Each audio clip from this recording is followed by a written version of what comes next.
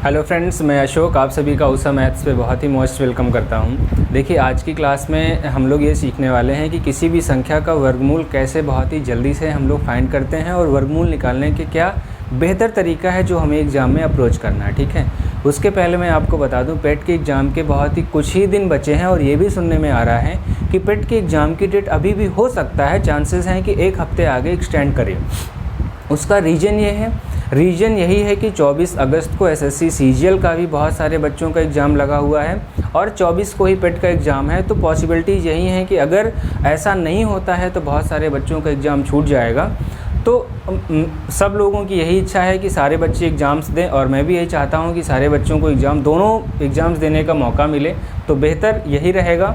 तो उम्मीद है यही है, सुनने में यही आ रहा है कि हो सकता है कि एक हफ्ते डेट अभी एक्सटेंड होगी, लेकिन फिर भी आप 24 को ही मान के पूरी तैयारी में लगे रहिए, शिद्दत के साथ जुटे रहिए, रिवीजन करते रहिए, एकदम मस्त से पढ़ते रहिए।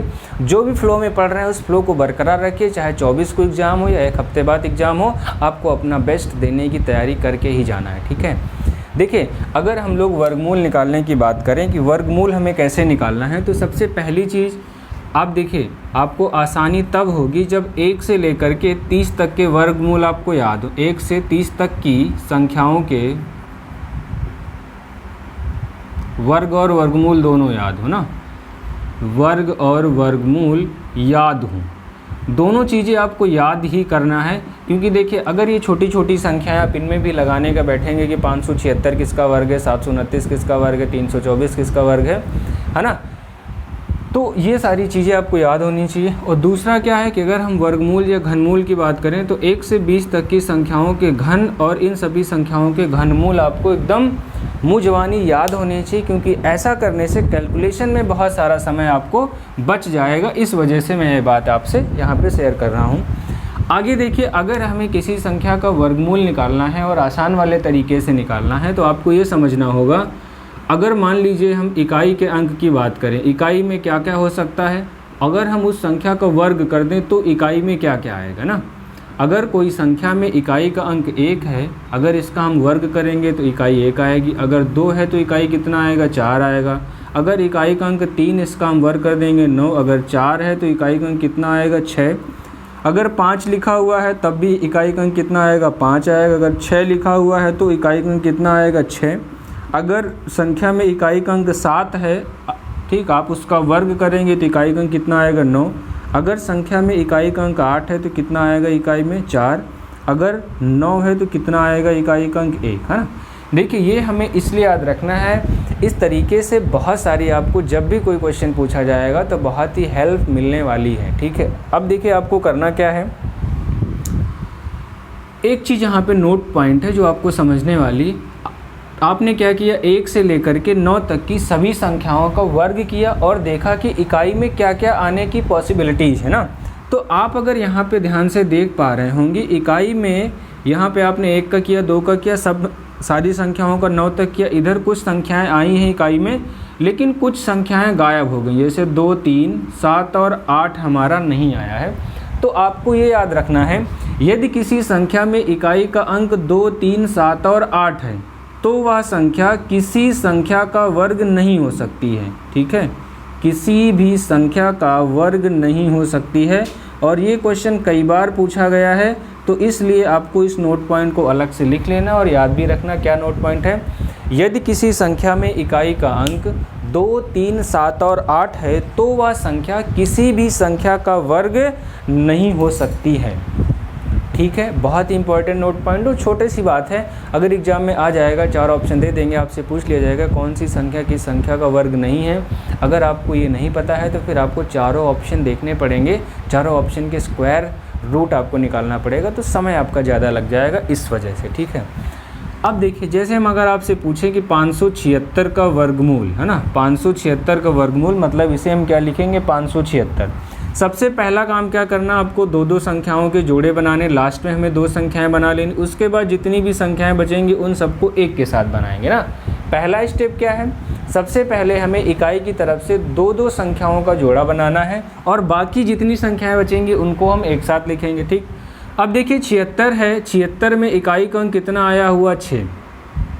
अब ये 6 आपका तभी आएगा यदि उस संख्या में इकाई का अंक क्या रहा हो, 4, है ना, क्योंकि आप देख पा रहे होंगे 4 का वर्ग करेंगे तभी 6 आएगा, या फिर उस संख्या में इकाई का अंक क्या रहा होगा, 6। उस संख्या में इकाई का अंक क्या रहा होगा, 6, है ना। या तो इकाई का अंक क्या आएगा, 4 आएगा, या इकाई का अंक क्या आएगा, 6। दूसरे स्टेप में ये किया। अब तीसरे स्टेप में आपको देखना है 5। 5 किन दो संख्याओं के बीच में आता, 5 आपका 4 और 9 के बीच में आता है। जब भी आपको 4 और 9 के बीच में आएगा तो हमेशा आपको छोटी वाली संख्या लेना है। तो हम छोटी वाली संख्या यहाँ पे क्या ले लेंगे, 2। छोटी वाली संख्या क्या होगी, 2।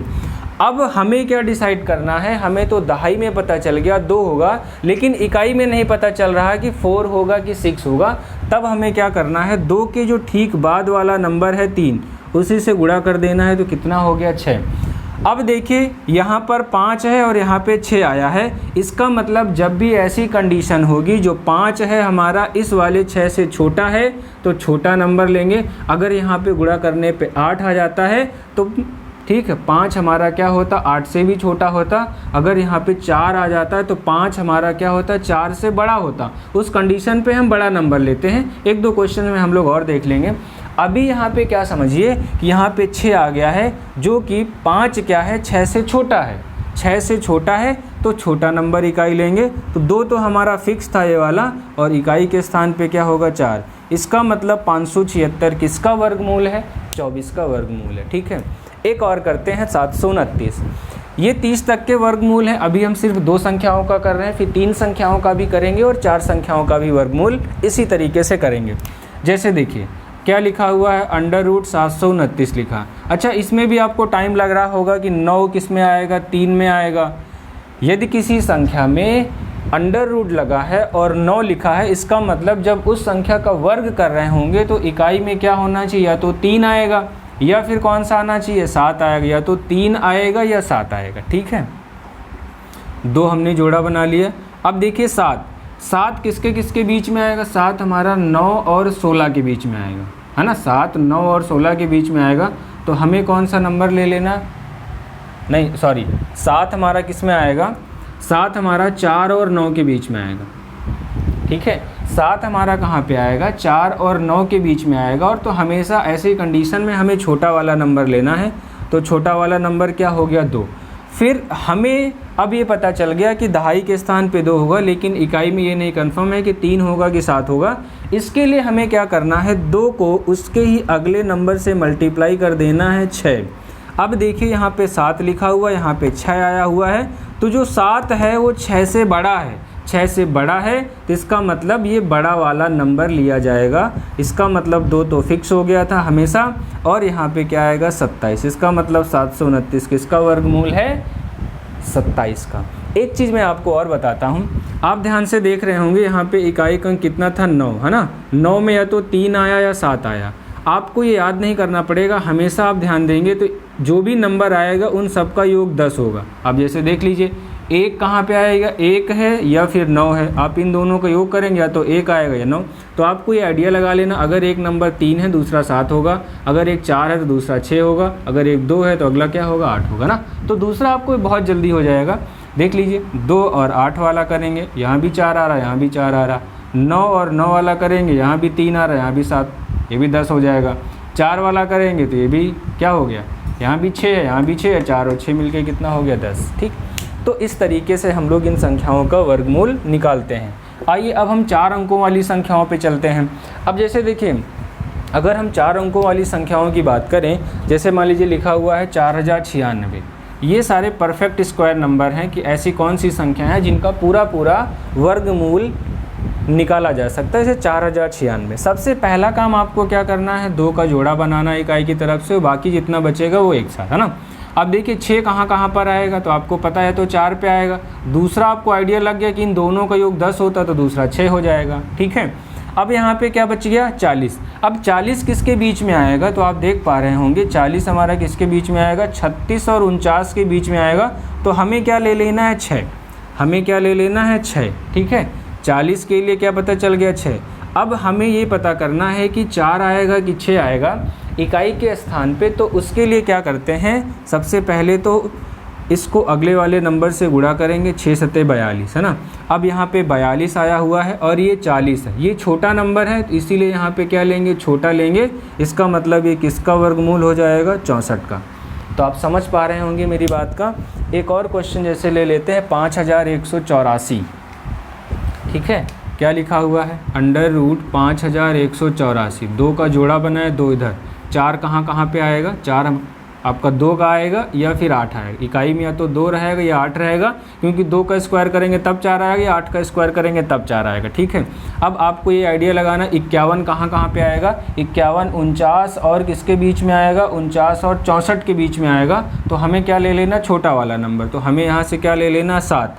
अब क्या करना अगले स्टेप में, इसको अगले ही नंबर से मल्टीप्लाई कर देना। तो 8 से मल्टीप्लाई करेंगे 56। अब ये वाला जो 51 है किससे छोटा है, 56 से छोटा है, ठीक है ना भाई, 56 से छोटा है। तो इकाई में हमें छोटा वाला अंक लेना है। और ये 7 तो हमारा फिक्स हो जाता है, तो ये किसका वर्गमूल है, ये 72 का वर्गमूल है, ठीक है।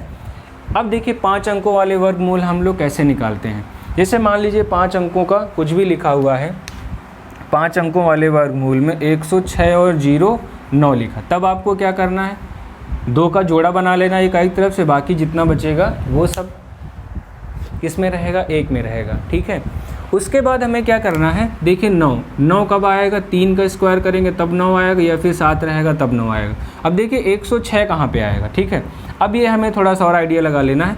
106 करेंगे, 10 का वर्ग करेंगे तो 100 आएगा, 11 का वर्ग करेंगे तो 121 आएगा, मतलब 100 और 11 के बीच में आएगा ना, 100 और 121 के बीच में आएगा। तो हमें छोटा वाला नंबर ले लेना 10। छोटा वाला नंबर कितना आ गया, 10। इसको ही इसके अगले नंबर से मल्टीप्लाई कर देना है, तो कितना आ गया, 110, ठीक है। अब देखिए एक तो हमें पता चल गया, ये वाला नंबर हमेशा फिक्स रहेगा, जो दहाई के है ना, जो इकाई के बाद रहेगा वो पहले ही पता चल जाएगा, हमेशा छोटा नंबर। अब आपको ये पता करना है इकाई में 3 होगा कि 7 होगा। तो मैं आपको क्या सिखा रहा हूँ कि 106 है और ये 110 है, तो 110 जो 106 है 110 से छोटा है, तो इकाई का अंक कौन सा हो जाएगा, छोटा वाला नंबर। तो ये किसका वर्गमूल है, 10,609 103 का वर्गमूल है, ठीक है। तो मैं उम्मीद करता हूँ कि आप वर्गमूल निकालना सीख गए होंगे। मैं 1-2 क्वेश्चन यहाँ पे लिख देता हूँ, ठीक है। तो आप इन क्वेश्चंस का आंसर ज़रूर कमेंट बॉक्स में बताएंगे। जैसे क्या लिखा हुआ है, 15,129 किसका वर्गमूल है, 15,129। दूसरा लिखा हुआ है 3721, ठीक है। तो इस तरह के बहुत सारे क्वेश्चंस आप प्रैक्टिस कर सकते हैं।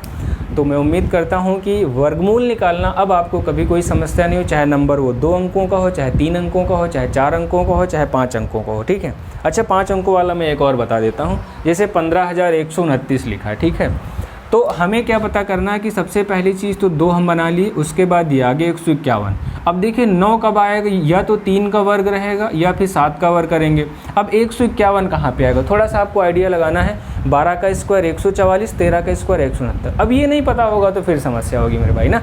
इसीलिए मैंने आपको पहले ही कहा है कि 1 से लेकर के 30 तक की संख्याओं के वर्ग आपको ज्ञात कर लेने, क्योंकि इससे बड़ी संख्या आपके एग्जाम में नहीं पूछी जाएगी। तो 12 का वर्ग क्या होता है, 144 होता है। 13 का वर्ग क्या होता है, 169। ये 144 और 169 के बीच में तो हमें छोटा वाला नंबर ले लेना है। छोटा वाला नंबर हमने ले लिया 12। अब इसको इसके अगले ही नंबर से गुणा कर देना है, तो कितना आ जाएगा, 156। तो 12 तो फिक्स हो गया। अब इकाई में पता करना है कि 3 आएगा कि 7 आएगा। अब देखिए ये 156 है और ये 151 है। तो 151 156 से छोटा है, तो छोटी वाली संख्या इकाई के स्थान पे होगी, तो किसका वर्ग हो जाएगा, ये 123 का वर्ग हो जाएगा मेरे बच्चों, ठीक है। तो आप बहुत ही अच्छे से इसकी प्रैक्टिस कर लीजिए। वर्ग और वर्गमूल के जब भी हम लोग क्वेश्चन करेंगे तो ये तरीका बहुत ही यूजफुल रहेगा। तब तक आप अपना ख्याल रखिए, रिवीजन करते रहिए, पढ़ते रहिए। Wish you all the best, good luck, thank you.